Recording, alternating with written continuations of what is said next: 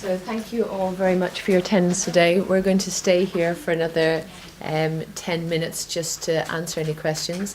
A number of things to say. When you get back to your individual companies, can you check about the data processing agreement that you've signed and returned it? Check that you've done your CSV test. You can't go further in the system until you've done that. And we can't amend our system to meet your needs until you've done that. Make sure you've signed, and I'd like to thank the speakers today for, I think, what has been a very useful, I hope you found a very useful seminar. Thank you.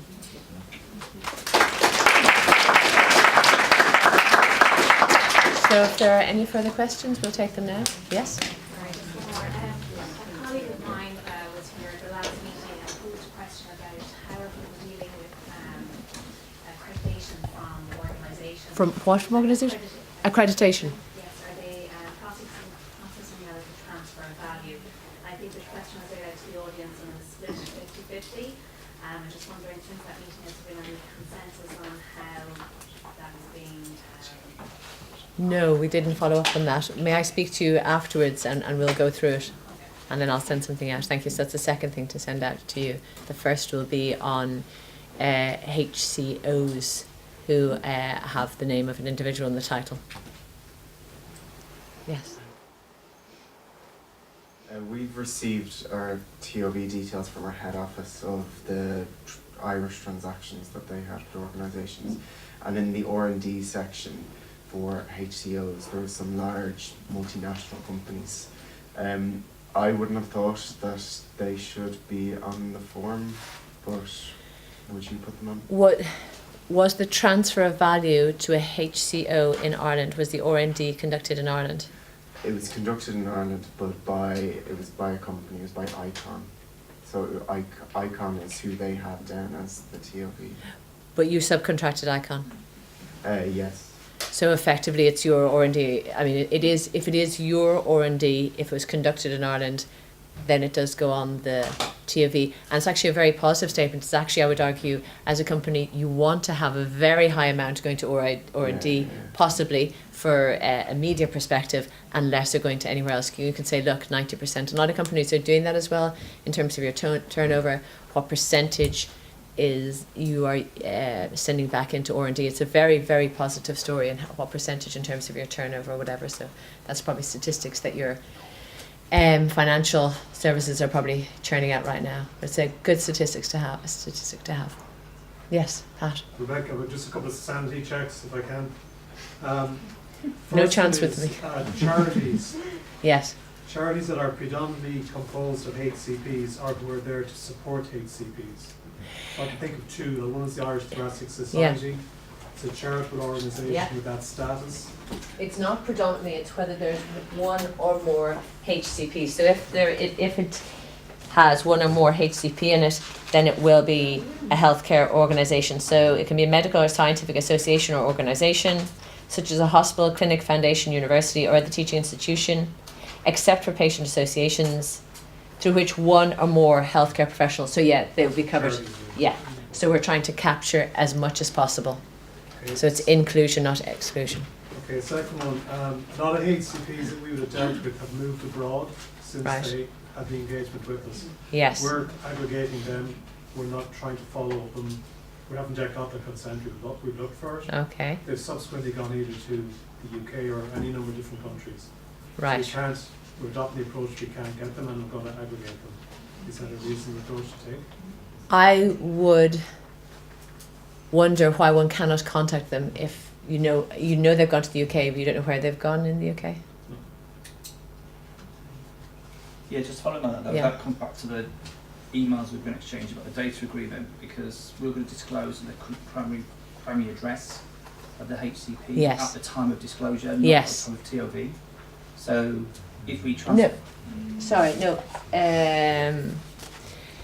You will determine as part of your methodological note that, and you state in it.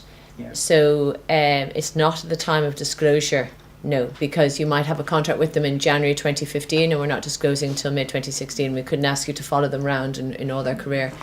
No, it would be at the time of the signing of the contract. That would be their address. Okay, we've got a problem there. Unless you want to, I mean, sorry, what is the problem? We could discuss it now.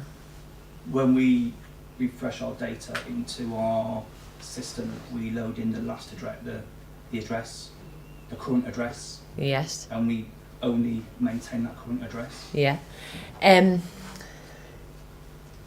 So That could- one, if, yeah, if, that- if the TOV did yeah. take place in Ireland, Yeah. but the HCP's current address is now showing as in the UK, Okay. it wouldn't Yeah. be disclosed. Yeah, that's an issue because that is not, as it were, the spirit. I'm not suggesting you're not going against the spirit. If you think of the spirit of transparency, an activity occurred, there's a transfer of value, it was in Ireland, the fact that it's not disclosed for 6 or 9 months is not neither here nor there. It will be disclosed in the UK because that's now his private place of work. Okay.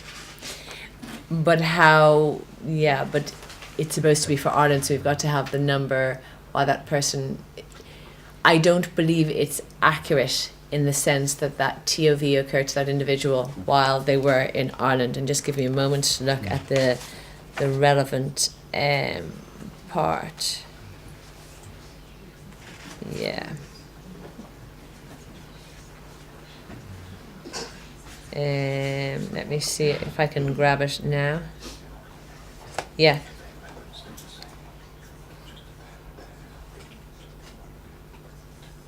And a jurisdiction.